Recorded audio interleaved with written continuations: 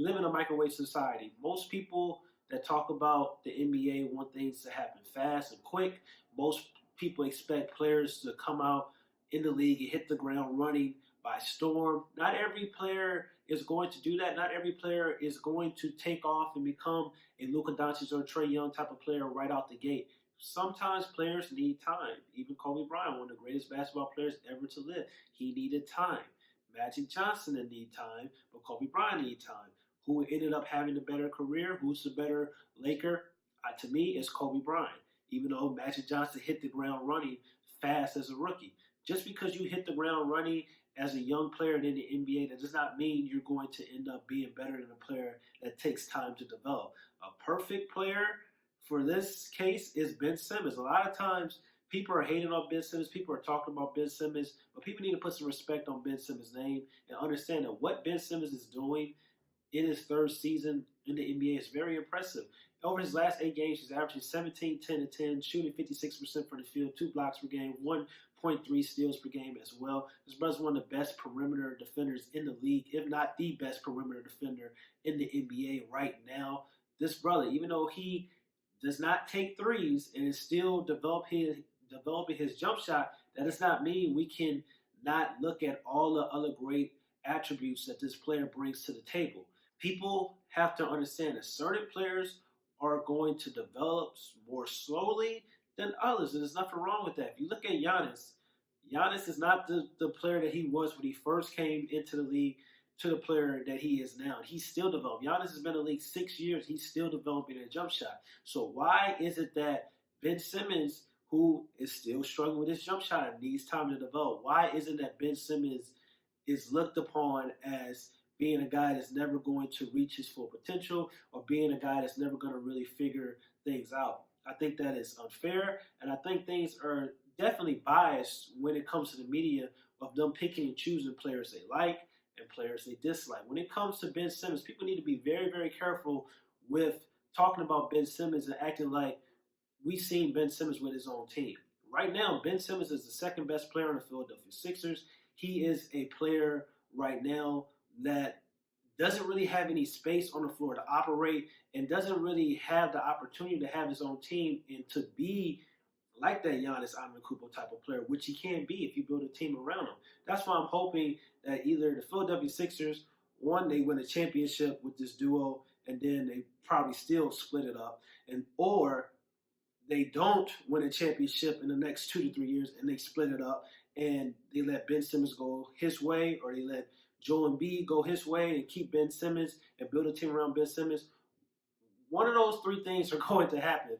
Either way, I just don't see this pairing lasting forever, and there's nothing wrong with that. People like to talk about Ben Simmons, but in fact of the matter is Elton Brand had to go out and sign Al Horford to a large deal because of the injury history due to Joel Embiid, not because of Ben Simmons. So Joel Embiid is their best player, so they're going to make sure they do everything to maximize Joel Embiid's potential. But we're not going to sit up and talk about and act like Ben Simmons is not a game changer, act like Ben Simmons is not a top 15 to 20 player in this game, because he is. He needs time to develop. He will develop just like Giannis developed. People are talking about, well, Giannis is not afraid to take jumpers. That wasn't always the case. It took Giannis to his 6th season to get that comfortable with just taking jump shots. So you can't sit up and just say that just because one player is doing this and look at one player who hasn't been in the league as long and sit up and say, well, this player can't become something special. If Ben Simmons has a team around him with shooters, with an isolation player that can create on his own shot off the dribble, and then you have Ben Simmons playing that Giannis or Pascal role, this brother can average anywhere between 21 and 23 points per game, and then he'll be in the MVP conversation. And then the narrative and the tone around Ben Simmons would change dramatically. So I think people need to pump the brakes. People need to start respecting Ben Simmons and understand that he's still a young player in this game, and he's still developing. And he's still great.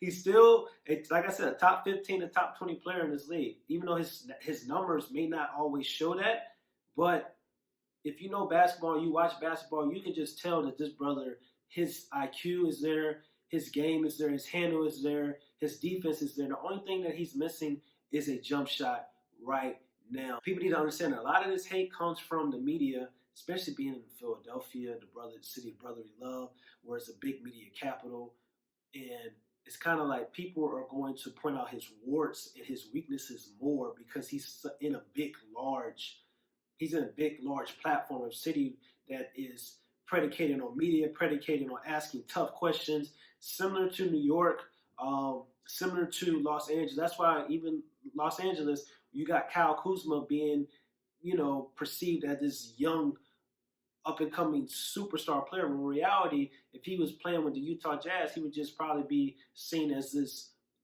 great role player or a guy that can potentially be a starter in this league. Same thing goes with Milwaukee. Even though Giannis is great, he's an excellent player, and he won the MVP. Nobody cares about Milwaukee. It's been times where Giannis can go out and have a great game, and then it can be overshadowed by Luka Doncic in Dallas because Dallas is a bigger market and Dallas is a more better market to talk about when it comes to the media and highlight the attention that Luka may be getting over Giannis because nobody cares about Milwaukee. The same thing goes with the Philadelphia Sixers.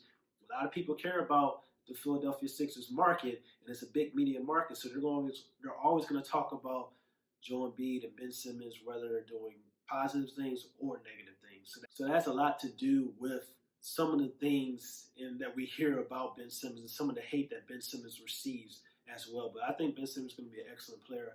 I think the sky's the limit for Ben Simmons. I think in this decade, he's going to be a top 3 to top 5 player in this decade. That's how much faith I have in Ben Simmons, especially if he gets his own team and they break up the duo Joel Embiid, or maybe he didn't even have to break up the duo between Joel Embiid and Ben Simmons. Maybe they try to start building more around Ben Simmons' strengths instead of just focus on Joel Embiid's strengths. Because to me personally, if I had to pick between the two, even though the Philadelphia Sixers are probably going to pick Joel Embiid because he's a better player right now, I would pick Ben Simmons. He's more durable.